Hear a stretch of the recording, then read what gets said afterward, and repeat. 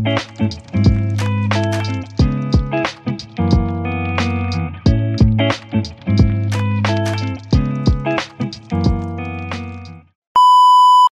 up mga momshies? Mommy Rafi here with the Grancies, and today it's December 30, so we have one day to prepare for the New Year's Eve, and unfortunately wala pa kaming plano talaga kung ano yung kung saan kami mag-stick na plano, kasi dahil nga umuna ako dito. Dahil nga hindi makakapag-celebrate ng New Year si Mama Dad at ang family dahil wala pang babang luksa ni Teta Jamile. Baka karoon na lang kami ng family dinner. So since it's also our first year ng New Year na magkakasama kaming tatlo, I will gonna ask Firas kung saan ba talaga kami mag-i-stick. It's either kasi na mag-dinner kami dito sa bahay or dun sa bahay ng kapatid ni Mama Dad, si Khalo Ziad, which is lagi silang nagpe-prepare ng masarap na dinner talaga. So tonight i-check ko sa kanya dahil nga wala pa kaming matatag na plano. Although may yung friend din namin, ini-invite rin kami na dun mag New Year's Eve, mag-spend ng New Year's Eve. So let's see. Sabi ko sa kanya, I will not promise, but kasi ang importante sa akin, most important for me is we're all together. Sabi ko sa kanya ganun. It's either we spend here the night or with mama, or as long as we're together. Sabi ko gano'n sa kanya, yun yung importante sa akin. So, yun. Ay, grabe. Hindi ko na kaya magstay dito sa labas. Napakalamig. Sinura kasi nasa sala. Nakabukas yung heater. Umaga pa lang talagang binuksan ko na dahil nilalamig siya talaga. So, ako naman medyo nakaka-cope up na ako sa lamig paunti-unti. Ayan. Pakita ko sa inyo yung bundok dito sa yung natatanaw kong bundok ngayon, nag-snow na siya. Oh, ayan na yung bundok, nag-snow na siya, diba? So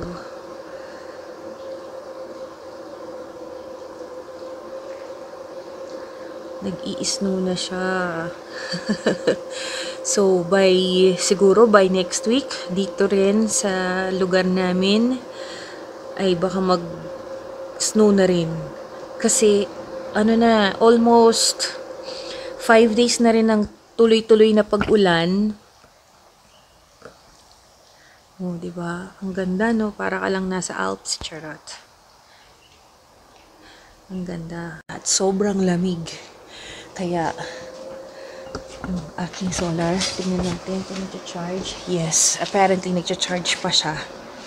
So, kahit ganito yung weather, nag-charge yung aking solar, kaya kahit pa paano. Pero hindi ako pwedeng magbukas ng heater kasi masyadong makonsumo yun. Makonsumo yung karga nun sa baterya. Kaya, ginagawa ko pagka nagbukas yung kuryente talaga, tsaka ako binubuksan yung heater. Kahit pa paano, umiinit yung tubig. But, this past few days, talagang hindi ako makapagbukas ng heater dahil sobrang lamig. Ayan, pasok na tayo. Malamig na. Sobrang lamig na siya. Ayan. Nakakatuwa si Firas. Kagabi, may dala siya mga gulay-gulay. Nakita ko yung, sabi niya, bumili ako ng ginger, ng spinach, saka may mga prutas siyang binili. Sabi niya, I want you to cook tomorrow the soup nga daw, sabi niya, yung soup na, yung masarap daw na soup. Sabi ko, Allen, sabi niya ganun, yung masarap na soup na lagi mong niluluto. Sabi ko, tinola. Nag-request ng tinola. At alam niya na kung ano yung bibilhin. Hindi ko na kailangan sabihin sa kanya. So, pinrepare ko na siya. Pinrepare ko na ang mga ipansasahog. Ayan. No, maya-maya lulutuin ko na. Nagsaing na rin ako. Kasi ang gusto ni Firas Katerno ng tinola is yung garlic rice. So, hindi ko alam kung anong trip niya. Bakit garlic rice ang gusto niya i-turn sa tinola. Pero yun talaga lagi yung gusto niya talaga yun. And what else? Yeah, yun lang. Yun lang for now. Oh. So yun nga, kung mapapansin nyo, nung kagaya ng Christmas Eve, hindi ako gaano nakapag-video na habang kumakain kami. Kasi, ito yung sa culture nila na talagang sinusunod ng, lalo na pagka may mga pumanaw na kapamilya, hindi talaga sila hindi sila nakikipag-celebrate ng talagang bongga, hindi sila umaattend ng wedding, ng like yung mga common na celebration, di ba? Tapos hindi rin sila pwedeng sumama sa mga pictures, a video. So respect 'yon sa sa family na nagluluksa pa. Yeah, kung papanood yung previous video ko nung pumunta kami sa bahay ng teta nung pagkamatay niya. Yun nga, yung yung pamilya, lalo na yung mga babae, they have to wear all black na tanda ng pagluluksa. So, hanggang ngayon si mama ganun pa rin. 1 year siyang mag-wear ng pure black. Walang makeup or anything. Hindi yun inaalaw sa kanila. So, yun ang culture nila dito pagdating sa mga yumao. So, maybe tomorrow, if in case that we are gonna go to Carlos Zayad's place to have a dinner, siguro I will show some clips or some videos, and we'll try our very best to get some clips on the video that I can share sa nagagawin namin. But for now, we really feel bad na mag-celebrate kung sila mama, dad, hindi naman makakasama sa celebration, di ba? So it's better to feel that comfort with your family. So yun. And let's see. Alright. Wish me luck. Woo! What's up mga momshies? Today is the New Year's Eve, 31st here in Lebanon, and bababa lang kami ni Nura. Nura, say hi! Hi! Baba lang kami ni Nura kasi bibili kami ng We have gulay. too many snow on the mountain. What? We have too many? We have too many snow on the mountain. We have too many snow. Yeah. So, mag-ano lang kami. Bibili lang kami ng konting gulay. I am so excited. If it tonight, could go here. mag-stick na kami sa dinner dito sa bahay.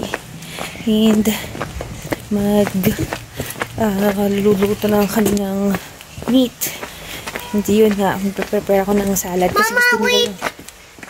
Mama, yes. look at the upstairs. Yeah, it's okay, baby. It's the honeybee. Prepare na lang I kami. never saw a honeybee before. It's dangerous if you saw a honeybee, baby. Yeah. So, magpe-prepare na lang kami ng salad.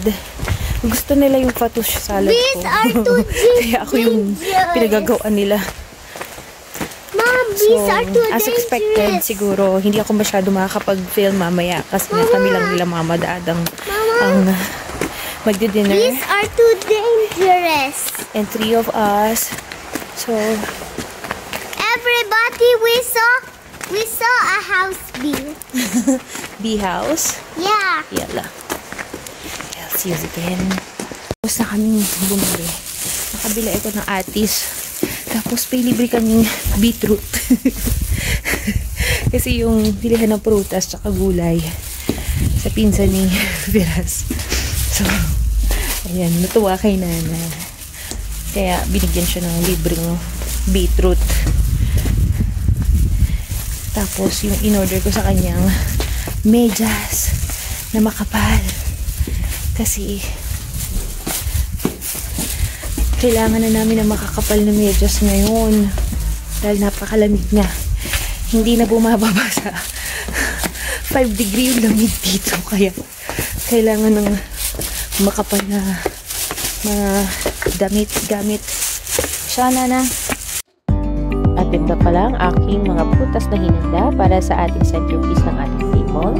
Ang Arabic bread, syempre hindi mo wala. Ang kastanyas para sa pika-pika mamaya after dinner. Ang mga mixed nuts.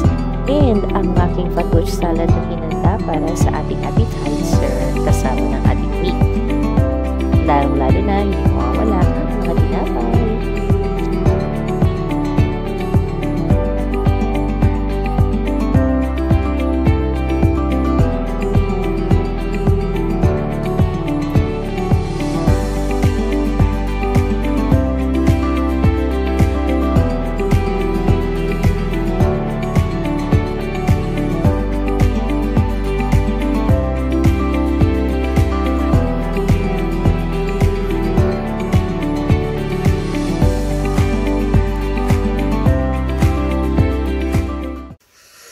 So, ayan, mga moms and daddios.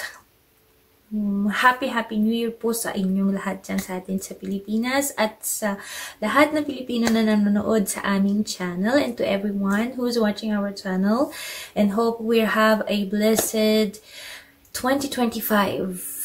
Yan. Yan ang aking wish para sa lahat. Yung hindi na maulit or hindi na magbombahan ulit dito, mawala na yung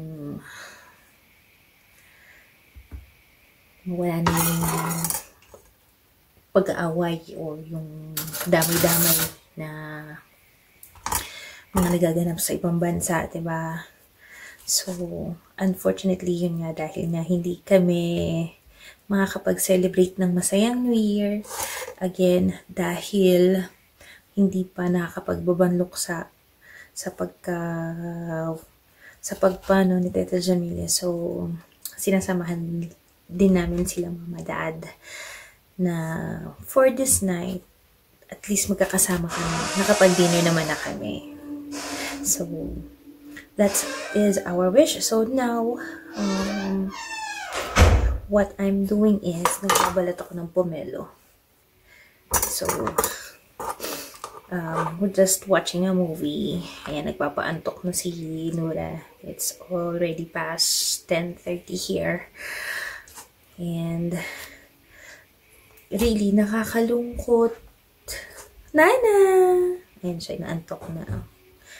Nakakalungkot dahil first time namin magkakasama and something happens na hindi namin inaasahan. But still, we're still blessed na magkakasama na kami this year. Di ba? Malay natin next year, mas maganda na yung New Year and Christmas namin magkakasama. Sige, naantok na siya. So, tatapusin ko lang to and dadalhin ko na siya sa kwarto at patutulogin ko na. Kasi hindi siya natutulog hanggat hindi ako ang katabi niya. Hanggat wala ako sa tabi niya, hindi yan matutulog sa kanyang bed. Alright, thank you so much guys for watching. Happy New Year, everyone! God bless you all! Bye!